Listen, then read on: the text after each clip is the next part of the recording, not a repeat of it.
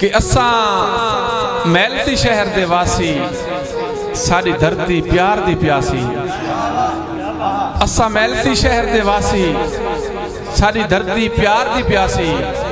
असा खिदमत राजते करनी है, साडे कोल जिहड़ा भी आसी। ए धरती यार अजीबां दी, गल बनदी ढेर गरीबां दी। मेरे वर्गे शहर बना छोड़ो, सारी गल है यार नसीबां दी। साडे शहर दे अजब नज़ारे हैं, जेड़े लगदे जान तू प्यारे हैं। खुश हो के वत भी जींदे हैं, भावें दर्दां नाल गुजारे हैं। मैं हर दे दुख नूं लिखदा हां, भाई इकबाल जवेस है। मैं हर दे दुख नूं लिखदा हां, वदा अपने सुख नूं सिकदा हां।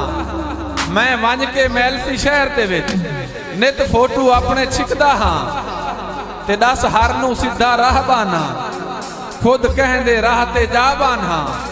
मैं सुना के शायरी गो के शाह, लै निक्की जई बस वाह बाना।